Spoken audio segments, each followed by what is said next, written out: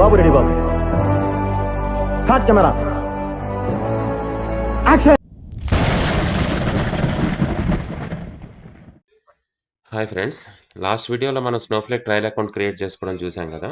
So ఈ వీడియోలో once మీరు స్నోఫ్లేక్ లాగిన్ అయిన తర్వాత, స్నోసైట్లోకి లాగిన్ అయిన తర్వాత ఏమేమి ఫీచర్స్ ఉంటాయనేది చూద్దాం. సో ఫస్ట్ అండ్ ఫార్మోస్ట్ చూసారంటే మనకు 30 డేస్ ట్రయల్ పీరియడ్ని మనం లాగిన్ అయ్యాం. సో ఇక్కడ కింద నుంచి వెళ్దాము. సో హెల్ప్ అండ్ సపోర్ట్లో మనకి స్నోఫ్లేక్ వాళ్ళకి సంబంధించిన సపోర్ట్ యాక్టివిటీస్ ఏదన్నా మన అకౌంట్ గురించి సపోర్ట్ ఎనేబుల్ చేయాలంటే మనం ఇక్కడ ఎనేబుల్ చేసుకోవచ్చు. సో అడ్మిన్ కిందకొచ్చారంటే, అడ్మిన్‌లో మన స్నోఫ్లేక్ యూసేజెస్, మన అకౌంట్ ఎన్ని క్రెడిట్స్ అనేది యూజ్ చేసింది, బేసిక్ డీటెయిల్స్ అన్నీ కూడా మనం ఇక్కడ చూడొచ్చు. వేర్ హౌసెస్‌లో సో మనం స్నోఫ్లేక్‌లో డిఫరెంట్ వేర్ హౌసెస్ అనేవి క్రియేట్ చేసుకోవచ్చు కంప్యూట్ లేయర్‌లో. So number of warehouses ఏమేమి మీరు ఆల్రెడీ క్రియేట్ చేశారో, బై డిఫాల్ట్ మనకి కంప్యూట్ వేర్ హౌస్ ఉంటుంది. Size of the warehouse అన్నీ కూడా క్రియేట్ చేసుకోవచ్చు. సో ఇప్పుడు మనం జస్ట్ మీరు ఒక కొత్త వేర్ హౌస్ క్రియేట్ చేయాలని అనుకుందాం. సో ఇక్కడికి వస్తాం. ఇక్కడికి వచ్చిన తర్వాత ఇక్కడ మనం టెస్ట్ వేర్ హౌస్ అని పెడదాం. ఈ టెస్ట్ వేర్ హౌస్ అనేది క్రెడిట్ సైజ్ ఎంత కావాలి, ఎంత సైజ్ అంటే సైజుని బట్టి దాని పర్ఫార్మెన్స్ ఉంటుంది. సో ఎక్స్ట్రా స్మాల్ అయితే 1 క్రెడిట్ కన్జ్యూమ్ చేస్తుంది పర్ అవర్‌కి. స్మాల్‌కి 2 క్రెడిట్స్, మీడియంకి 4 క్రెడిట్స్, లార్జ్‌కి 8 క్రెడిట్స్, అలాగా 4 వరకు ఉంటుంది. 128 క్రెడిట్స్ తీసుకుంటుంది పర్ అవర్. సో ఇవి ఎక్స్‌పోనెన్షియల్ ఆఫ్ 2తో మనం క్రెడిట్స్ గానీ ఇంక్రీజ్ అవుతూ వస్తాయన్నమాట. సో ఎక్స్ట్రా స్మాల్ నుంచి 4 వరకు. సో 1, 2, 4, 8, 16, 32, 64, 128 అలాగా. మల్టీ క్లస్టర్ వేర్ హౌస్ అంటే స్కేలింగ్ క కంప్యూటింగ్ ఆపరేషన్స్. ఇప్పుడు మల్టీ క్లస్టర్ ఇచ్చానంటే నేను మినిమమ్, మాక్సిమం క్లస్టరింగ్ అనేది ఇవ్వాలనమాట. సో ఆటో స్కేల్ అవుతుంది. లేదా మినిమమ్ నా నా వేర్ హౌస్‌కి ఒక క్లస్టర్ ఉండాలి. మాక్సిమమ్ నేను ఒక 10 క్లస్టర్స్ వరకు నేను పెంచుకోగలను. సో ఇప్పుడు నేను 10 క్లస్టర్స్ అని ఇచ్చాననుకోండి. సో ఆ వచ్చే లోడ్‌ని బట్టి ఇది ఆటోమేటిక్‌గా స్కేల్ చేస్తుంది నా వేర్ హౌస్‌ని. సో ఇప్పుడు ఒక దానికి 5 క్లస్టర్స్ యూజ్ చేస్తుంది. ఒక దానికి 4 క్లస్టర్స్ యూజ్ చేస్తుంది అలాగా. ఈ పర్ఫార్మెన్స్ కోసం అనమాట. సో స్కేలింగ్ పాలిసీ స్టాండర్డా, ఎకానమీ అనేది చూపిస్తారనమాట. సో స్టాండర్డ్ అంటే మనం రిసోర్స్ కోసం వెయిట్ చేయకుండా ఆటోమేటిక్‌గా మనకి రిసోర్సెస్ అలొకేట్ అవుతాయి. ఎకానమీ అంటే రిసోర్సెస్ వెయిట్ చేసి రిసోర్సెస్ ఫ్రీ అయిన తర్వాత మనకి అలొకేట్ అవుతాయన్నమాట.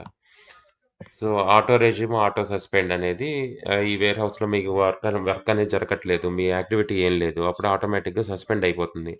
సడెన్‌గా ఏదన్నా యాక్టివిటీ స్టార్ట్ అయిందంటే ఆటోమేటిక్‌గా రెజ్యూమ్ అవుతుందనమాట. సో దానికి మినిమమ్ టైమ్ ఎంత, ఒక 10 మినిట్స్ తర్వాత యాక్టివిటీ ఏం లేకపోతే ఒక 10 మినిట్స్ తర్వాత సస్పెండ్ అయిపోవచ్చు అని మనం ఇక్కడ డిఫైన్ చేసుకోవచ్చనమాట. So warehouse type standard. Ah, ఒక స్టాండర్డ్ వేర్ హౌస్ అనేది ఇక్కడ ఇచ్చాం కదా! పాలిసీ ప్రకారం వచ్చింది. సో అలాగా మనం ఒక వేర్ హౌస్‌నయితే క్రియేట్ చేసుకోవచ్చు. ఆ క్రియేట్ చేసుకున్న వేర్ హౌసు, అది ప్రెజెంట్ కండిషను, దాని డీటెయిల్స్ అన్నీ మనం ఈ వేర్ హౌసెస్‌లో చూడొచ్చనమాట. సో రిసోర్స్ మానిటరింగ్ అనేదేంటంటే, మనం ఏదైనా రిసోర్సెస్‌ని, మన రోల్‌కి సంబంధించిన రిసోర్సెస్‌ని ఏమన్నా అటాచ్ చేసుకున్నామనుకోండి, దానికి సంబంధించిన డీటెయిల్స్ అన్నీ రిసోర్స్ మానిటరింగ్‌లో చూడొచ్చు. యూజర్ రోల్స్ అంటే మనం ఇప్పుడు ఇందాక అనుకున్నాం కదా! రిసోర్సెస్ అటాచ్ చేయొచ్చు రోల్స్‌కని. సో ఒక కంపెనీలో ఒక 200 ఎంప్లాయీస్ ఉన్నారనుకోండి. ఆ 200 మెంబర్స్ అందరూ ఒకే పని చేయరు కదా! ఒక 100 మెంబర్స్ డెవలపర్స్ ఉంటారు. ఒక 100 మెంబర్స్ సపోర్ట్ ఉన్నారనుకోండి. డెవలపర్స్ అందరికీ ఒక రోలు, సపోర్ట్ మెంబర్స్ అందరికీ ఒక రోల్ క్రియేట్ చేసి, ఈ రోల్స్‌ని వాళ్ళకి పర్టిక్యులర్ రోల్స్ అసైన్ చేయొచ్చనమాట. ఒక యూజర్‌కి ఒక పర్టిక్యులర్ రోల్‌ని అసైన్ చేయొచ్చు. సపోర్ట్ పని చేసే వాళ్ళందరికీ సపోర్ట్ రోలు, దానికి తగ్గట్టుగా ప్రొడక్షన్ యాక్సెసెస్ అన్నీ ఇవ్వచ్చు. డెవలప్‌మెంట్ చేసే వాళ్ళందరికీ డెవలప్‌మెంట్ రోల్సు, దానికి సంబంధించి డెవలప్‌మెంట్ ఎన్వైర్నమెంట్ మాత్రమే వాళ్ళు యాక్సెస్ చేసేలాగా, ప్రొడక్షన్‌ని ఓన్లీ రీడ్ యాక్సెస్ ఇచ్చేలాగా మనం రోల్స్‌ని డిఫైన్ చేసుకోవచ్చు. సో సెక్యూరిటీలో నెట్వర్క్ పాలిసీస్ మీరేదన్నా రెస్ట్రిక్ట్ చేయాలి కొన్ని ఐపీ అడ్రెసెస్‌ని, అలాంటివన్నీ మీరు ఇక్కడ డిఫైన్ చేయొచ్చనమాట. సో బిల్లింగ్ అంటే మనం ఎన్ని క్రెడిట్స్ మనం యుటిలైజ్ చేస్తున్నామో ఆ క్రెడిట్స్‌కి అమౌంట్ కట్టాలి. ఇక్కడ మనం అమౌంట్‌కి మనకు సంబంధించిన అమౌంట్ అవన్నీ కూడా మనం బిల్లింగ్ సంబంధించిన యాక్టివిటీ అనేది చేయొచ్చు.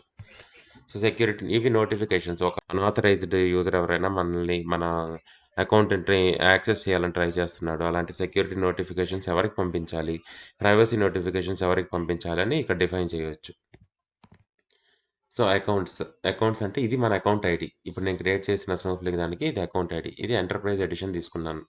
Enterprise edition AWS Asia Pacific నా లొకేటర్.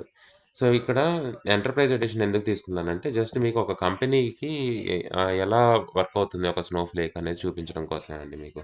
నార్మల్‌గా మనకి ట్రైనింగ్‌కయితే స్టాండర్డ్ ఎడిషన్ సరిపోతుంది. ఎంటర్‌ప్రైజ్ ఎడిషన్ అవసరం లేదు. సో, పార్ట్నర్ కనెక్ట్ అంటే ఇదన్నీ మనకి ఏపీఐస్ అనమాట. పార్ట్నర్ కనెక్ట్‌లో డేటా ఇంటిగ్రేషన్‌కి మీరు వేరే ఇంటిగ్రేషన్ కోసం ఏదన్నా వేరే టూల్ నుంచి మీరు ఇంటిగ్రేట్ చేసుకొని, ఇన్ఫర్మాటికా నుంచి డైరెక్ట్‌గా మీరు స్నోఫ్లేక్‌లోకి ఇంటిగ్రేట్ చేసి లోడ్ చేయాలి. అలాంటప్పుడు ఈ కనెక్టర్స్ అనేది పార్ట్నర్ కనెక్ట్ ద్వారా యూజ్ చేసుకొని కనెక్ట్ చేసుకోవచ్చు. సీఐసీడీ గానీ, బిజినెస్ ఇంటెలిజెన్స్ గానీ సో, ఇలా ఇవన్నీ గూడా మనకు పార్ట్నర్ కనెక్ట్‌లో దానికి సంబంధించిన ఏపీఐస్ అవన్నీ ఉంటాయి. సో, అదండి డీటెయిల్స్. సో, ఇప్పుడు admin details. So, come on next యాక్టివిటీకెళ్దాం. యాక్టివిటీ అంటే ఈ పర్టిక్యులర్ యూజరు, ఈ సీనియర్ ముత్యం అనే యూజరు ఏమేం క్వెరీస్ రన్ చేస్తున్నాడు? ఆ క్వెరీ హిస్టరీలో ఏమేం క్వెరీస్ రన్ చేస్తున్నాడు? దాని స్టేటస్ ఏంది? ఫెయిల్ అయిందా? సక్సెస్ అయిందా? అనే డీటెయిల్స్ క్వెరీ హిస్టరీలో దొరుకుతాయి. కాపీ హిస్టరీ అంటే ఒక టేబుల్ ఉందనుకుందాం. మన సీనియర్ ముత్యం అకౌంట్ ఒక టేబుల్ క్రియేట్ చేసింది. ఆ టేబుల్‌లో లోడ్ టైము ఎన్ని రోజులు లోడ్ అవుతుంది? ఎలా లోడ్ అయింది? ఎన్ని రోస్ సక్సెస్‌ఫుల్‌గా లోడ్ అయ్యాయి? ఎలా ఫైల్ నుంచి లోడ్ అయింది? ఇలాంటి కాపీ హిస్టరీ డీటెయిల్స్ అన్నీ గూడా మనకి కాపీ హిస్టరీలో దొరుకుతాయి. టాస్క్ హిస్టరీ ఏంటంటే, స్నోఫ్లేక్‌లో టాస్క్స్ మనం షెడ్యూల్ చేయొచ్చు. ఆ షెడ్యూల్ చేసిన టాస్క్స్ కరెక్ట్‌గా రన్ షెడ్యూల్స్ ఎలా ఉన్నాయి? ఆ పర్టిక్యులర్ టాస్క్ కరెక్ట్‌గా రన్ అయిందా లేదా? రన్ అయ్యి ఉంటే సక్సెస్‌ఫుల్‌గా కంప్లీట్ అయిందా లేదా? ఫెయిల్ అయిందా? ఆ డీటెయిల్స్ టాస్క్ హిస్టరీ డీటెయిల్స్ అన్నీ గూడా మనకి టాస్క్ డీటెయిల్స్ అన్నీ గూడా మనకి టాస్క్ హిస్టరీలో ఉంటాయన్నమాట. సో, మార్కెట్ ప్లేస్ అనేదేంటంటే, ఇక్కడి నుంచి మీరు ఏదన్నా థర్డ్ పార్టీ టూల్స్‌ని గానీ, వాటిలిని స్నోఫ్లేక్‌తో ఇంటిగ్రేట్ చేసుకోవాలనుకున్నా, స్నోఫ్లేక్‌కి సంబంధించిన డీటెయిల్స్ గానీ, ఇవన్నీ గూడా మార్కెట్ ప్లేస్‌లో మనకి అవైలబుల్‌లో ఉంటాయి. అంటే రీసెంట్ ఇన్ఫర్మేషన్ స్నోఫ్లేక్‌కి సంబంధించిన రీసెంట్ ఇన్ఫర్మేషన్ గానీ, ఇవన్నీ గూడా మనకు మార్కెట్ ప్లేస్‌లో ఉంటాయి. So, data. సో, డేటా అనేసరికి ప్రెజెంట్ అనేది ట్రయల్ అకౌంట్ కాబట్టి 2 డేటాబేసెస్ అనేవైతే ఆల్రెడీ క్రియేట్ అయ్యి ఉన్నాయన్నమాట. ఇవి డిఫాల్ట్‌గా వస్తాయి. సో, ఇప్పుడు ఈ శాంపుల్ డేటా ఈ డిఫాల్ట్‌గా ఎందుకిస్తున్నారంటే, మనం ఇప్పుడు కొత్తగా నేర్చుకుంటున్నాం స్నోఫ్లేక్ మీద. సో, మనకి కొంత ఇన్ఫర్మేషన్ అయితే వీళ్ళు షేర్ చేసుంటారు. కొన్ని టేబుల్స్ అలాంటివి మన ప్రాక్టీస్ కోసం కస్టమర్ టేబుల్స్ లాంటివి వీళ్ళే ప్రొవైడ్ చేసుంటారు. సో, ఈ టేబుల్స్ మీద మనం మన ప్రాక్టీసెస్ అనేవి చేసుకోవచ్చనమాట. సో, ఈ డేటా అనే దానిలో మనకి డేటాబేసెస్ ఇవన్నీ అవైలబుల్‌లో ఉంటాయి. సో, ప్రైవేట్ షేరింగ్ అంటే మనం ఇంతకుముందు అనుకున్నట్లే స్నోఫ్లేక్‌లో మనం డేటా అనేది షేర్ చేసుకోవచ్చు. సో, షేర్ చేసేటప్పుడు మనకెవరైనా డేటాబేసెస్ నుంచి మనకేమైనా డేటా షేర్ అయిందా? మన అకౌంట్ నుంచి వేరే వాళ్ళకెవరైనా షేర్ చేసామా అనేది shared by you. Reader accounts అనేది అసలు స్నోఫ్లేకే లేదనుకుందాం. ఆ యూజర్‌కి స్నోఫ్లేక్ అనేది లేదు. అలాంటి వాళ్ళకి గూడా మనం షేర్ చేయొచ్చు డేటాని. వాటిని రీడర్ అకౌంట్స్ అని అంటారనమాట. అలా ఇవి యాడ్ చేయడం అనేది ఇక్కడ చేయొచ్చు. So, provider studio. సో, ఇవి జస్ట్ మనకి పెయిడ్ అకౌంట్‌లో మాత్రమే ఇవి అవైలబుల్‌లో ఉంటాయండి. సో, ఇదేంటంటే ఇది కొంచెం అడిషనల్‌గా మనకు అడిషనల్ ఫీచర్స్ స్నోఫ్లేక్ కస్టమర్స్‌కి డేటాను పబ్లిష్ చేయడానికి గాని, ఇలాంటి వాటికి ఉపయోగపడుతుంది. సో, గవర్నెన్స్‌కి సంబంధించిన డీటెయిల్స్ అన్నీ కూడా డేటా గవర్నెన్స్‌కి సంబంధించిన డీటెయిల్స్ అన్నీ కూడా మనం ఇక్కడ డాష్‌బోర్డ్ రకంగా చూడొచ్చు. ఎన్ని టేబుల్స్ ట్యాగ్ చేసాము, రో యాక్సెస్ పాలిసీ ఎన్నిటికుంది, ఇవన్నీ కూడా మనకు వన్స్ మనం డేటా క్రియేట్ చేసే కొద్దీ మనకి తెలుస్తుందనమాట. Next apps. మనం స్నోఫ్లేక్‌లో దీనికి మన యాప్స్ ఏమేమి మనం స్నోఫ్లేక్‌కి కనెక్ట్ చేసాము అనేది కూడా మనకి మార్కెట్ ప్లేస్‌లో నుంచి యాప్స్ డౌన్‌లోడ్ చేసుకుంటాం కదండీ! ఆ యాప్స్ అన్నిటి కూడా ఇక్కడ లిస్ట్ ఔట్ అవుతాయన్నమాట. సో, డాష్‌బోర్డ్స్ అనేదేంటంటే, మనం స్నోఫ్లేక్‌లో పిక్టోరియల్ పిక్చరైజేషన్‌కి అంటే ఒక విజువలైజేషన్ కోసం, మన డేటా విజువలైజేషన్ కోసం డాష్‌బోర్డ్స్ అనేవి క్రియేట్ చేసుకోవచ్చు. సో, ఇప్పుడు నేను ఒక క్వెరీ రన్ చేసి, నేను పర్టిక్యులర్ టాస్క్ అనేది రోజు రన్ అవుతుందా లేదా? ఎన్ని ఎన్ని హవర్స్ రన్ అవుతుంది అనేది ఒక పిక్టోరియల్ వ్యూలో చూడాలనుకున్నాననుకోండి. ఒక డాష్‌బోర్డ్ క్రియేట్ చేసి, ఆ క్వెరీని ఆ డాష్‌బోర్డ్‌లో ఇన్కార్పొరేట్ చేస్తాను. నేను డాష్‌బోర్డ్ ఓపెన్ చేసినప్పుడల్లా ఆ క్వెరీ రన్ అయ్యి, నా క్వెరీ రిజల్ట్స్‌ని ఒక పిక్టోరియల్ వేలో చూపిస్తుంది. సో, దానికి సంబంధించిన డీటెయిల్స్ మనకి డాష్‌బోర్డ్స్‌లో కనిపిస్తాయి. సో, ఇప్పుడు ఈ వర్క్ షీట్స్ అనేది ఎందుకంటే, ఈ వర్క్ షీట్స్ మనకి శాంపుల్ క్వెరీస్‌ని మనం ఒక క్వెరీస్‌ని మనం రన్ చేసుకునే దానికోసంగా వర్క్ షీట్స్ అనేవి ఉంటాయి. ఈ వర్క్ షీట్స్‌లోకి వెళ్లారంటే మీరిక్కడ డేటాబేస్‌ని సెలెక్ట్ చేసుకోవచ్చు. డేటాబేస్‌ని సెలెక్ట్ చేసుకొని దానికి సంబంధించిన దానికి సంబంధించిన స్కీమాని సెలెక్ట్ చేసుకొని, ఆ స్కీమాలో ఉన్న టేబుల్స్‌ని ఇక్కడి నుంచి మనం రన్ చేయడం అయితే చేయొచ్చు. So once ఇక్కడికెళ్తానండి. సో, నేనిప్పుడు ఈ పర్టిక్యులర్ టేబుల్‌లో ఈ స్కీమా తీసుకున్నాను గదా! ఈ స్కీమాలో నేను ఈ కస్టమర్ టేబుల్‌ని క్వెరీ చేయొచ్చనమాట. కస్టమర్ టేబుల్‌ని ఎలా క్వెరీ చేస్తాను? ఇలా పెట్టి సెలెక్ట్ స్టార్ ఫ్రమ్ ఈ క్వెరీ రన్ చేశాననుకోండి. ఈ క్వెరీ రన్ చేస్తే నాకు అవుట్‌పుట్ అనేది ఆ టేబుల్‌లో ఉన్న వాల్యూస్ అన్నీ కూడా నాకు ఇక్కడ చూపించడం స్టార్ట్ చేస్తుంది. సో, మనకి వర్క్‌షీట్‌లో ఏముంటాయంటే, వర్క్‌షీట్‌లో మనకి పైన మన క్వెరీ రాసేదానికి ఒక వర్క్‌షీటు, క్వెరీ రిజల్ట్ సెట్ వచ్చేది ఒక ఏరియా. సో, దానికి సంబంధించిన డీటెయిల్స్, క్వెరీ డీటెయిల్స్‌కి సంబంధించింది, ఆ క్వెరీ ఐడీ ఇవన్నీ. ప్లస్ ఇటు సైడ్ వచ్చి మనకి ఎక్స్‌ప్లోరర్. అంటే ఎక్స్‌ప్లోరర్ ఎందుకంటే డేటాబేసెస్‌ని, స్కీమాస్‌ని దానిలో ఉన్న టేబుల్స్‌ని ఎక్స్‌ప్లోర్ చేయడానికి ఒక ఎక్స్‌ప్లోరర్ ఉంటుంది.